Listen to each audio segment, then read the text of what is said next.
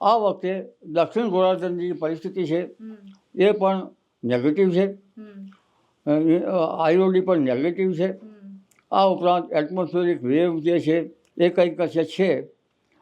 ઘણા પરિબળો નેગેટિવ હોવા છતાં એક પછી એક લો પ્રેશર બની રહ્યા છે, જેના કારણે આ સિસ્ટમો મજબૂત બની રહી છે. હજુ પણ બંગાળ ઉપસાગરમાં એટમોસ્ફિયરિક વેવની મજબૂતીના કારણે 10મી સપ્ટેમ્બર સુધીમાં 10મી સપ્ટેમ્બર સુધીમાં સિસ્ટમો બની શકે છે અને ત્યારબાદ પણ લગભગ સિસ્ટમો બનવાની શક્યતા રહે છે. કારણ કે દક્ષિણ ચીનમાંથી આવતા અવશેષો, ત્યાં બનતી સિસ્ટમો, ત્યાં સાયક્લોન અને જાપાન વગેરેમાંથી આવતા અવશેષો અને પ્રશાંત મહાસાગરમાં જે સ્થિતિ થાય છે તેના કારણે બંગાળ ઉપસાગરમાં અન્ય ગતિવિધિના કારણે તેમની હલચલન વધી જશે. અરબ સાગરમાં પણ ક્યાંક હલચલન થવાની શક્યતા ધીરે ધીરે છે. પરંતુ આ ડીપ ડિપ્રેશન જે હતું એ ભૂભાગો પર હતું, જેના કારણે ભારે તબાહી ગુજરાતમાં કરતું ગયું, સૌરાષ્ટ્રમાં ભારે તબાહી કરતું ગયું. પરંતુ હવે 29 તારીખમાં કચ્છના કેટલાક ભાગો અને પશ્ચિમ સૌરાષ્ટ્રના કેટલાક ભાગોમાં હજુ પણ ભારે વરસાદ થશે અને લગભગ 30મી ઓગસ્ટે આ સિસ્ટમ દરિયાના ભાગોમાં આવી જશે અરબ સાગરમાં. પરંતુ અરબ સાગરમાં આ સિસ્ટમ આવતા તોફાન બની શકે છે અને આ તોફાનની ગતિવિધિના કારણે પશ્ચિમ સૌરાષ્ટ્રના ભાગોમાં અને કચ્છના ભાગોમાં સાવચેત રહેવાની શક્યતા છે. લગભગ આ તોફાન જે છે એ 70થી 80 કિલોમીટરની ઝડપે પવન ફૂંકાવાની શક્યતા રહેશે.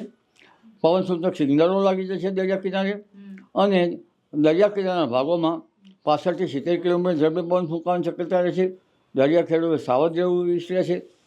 એટલે આ સિસ્ટમનો ભય તો ટળી ગયો છે. પરંતુ આજે પણ લગભગ આજની તારીખમાં ગુજરાતના ભિન્ન ભિન્ન ભાગોમાં હળવા ભારે વરસાદી ઝાપટા વધી શકે છે. જેમાં મધ્ય ગુજરાતના ભાગો, ઉત્તર ગુજરાતના ભાગો, સાબરકાંઠાના ભાગો, પંચમહાલના ભાગો અને લગભગ કેટલાક ગુજરાતના ભાગોમાં આજે વરસાદ ઝાપટા વધી શકે છે. સૌરાષ્ટ્રના ભિન્ન ભિન્ન ભાગો પર વરસાદ ઝાપટા રહે છે. દક્ષિણ ગુજરાતના ભાગોમાં ભારે વરસાદ ઝાપટા પડવાની શક્યતા રહે છે.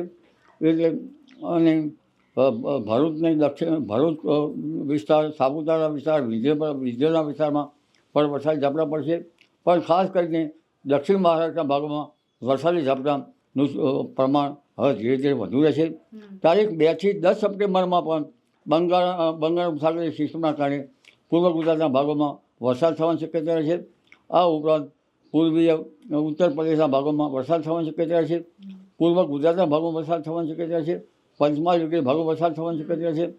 મધ્ય ગુજરાત તેમજ લગભગ ઉત્તર ગુજરાતના કેટલાક ભાગમાં વરસાદ થવાની શક્યતા છે. ખાસ કરી પૂર્વ ગુજરાતના ભાગોમાં વધુ વરસાદ થવાની શક્યતા છે. સાબરકાંઠાના ભાગોમાં વરસાદ ઝાપટા થવાની શક્યતા છે. બનાસકાંઠાના ભાગોમાં પણ વરસાદ ઝાપટા થવાની શક્યતા છે. એટલે તારીખ 2 થી 10માં ગણેશ ચતુર્થીના દિવસથી પણ વરસાદી ઝાપટા પડવાની શક્યતા રહેશે. જૈન તહેવારોમાં પણ વરસાદ ઝાપટા પડવાની શક્યતા રહેશે. પણ ઉલ્લેખનીય છે કે ભાદરવી પૂનમે અંબાજીમાં મેળો હોય છે. એટલે ગણેશ ચતુર્થી, અનંત ચતુર્થી અને ભાદરવી પૂનમ સુધીમાં વરસાદી ઝાપટા ભિન્ન ભિન્ન ભાગોમાં પડવાની શક્યતા રહેશે. અંબાજી અને દાંતાના ભાગોમાં કેટલાક ભાગોમાં વરસાદી ઝાપટા પડશે. કેટલાક ભાગમાં ભારે વરસાદી ઝાપટા પડવાની શક્યતા રહેશે. અને ત્યારબાદ પણ લગભગ 18, 19 વગેરે તારીખમાં વરસાદ ઝાપટા પડશે. પણ 23 સપ્ટેમ્બર પછી ભારે વરસાદ ઝાપટા પડવાની શક્યતા રહેશે. જેમાં દક્ષિણ ભારતના ભાગોમાં ભારેથી અતિભારે વરસાદ પડવાની શક્યતા રહેશે. અને જે સિસ્ટમ લગભગ છેક મુંબઈ, મહારાષ્ટ્રના ભાગોમાં આવી શકે છે. દક્ષિણ ગુજરાતના ભાગો પણ આવી શકવાની શક્યતા રહેશે. એટલે એક પછી એક મજબૂત સિસ્ટમો બનતા હજુ પણ ગુજરાતના ભાગોમાં વરસાદ થવાની શક્યતા રહેશે. ઓગસ્ટ પછી સપ્ટેમ્બર પણ વરસાદ થવાની શક્યતા રહેશે.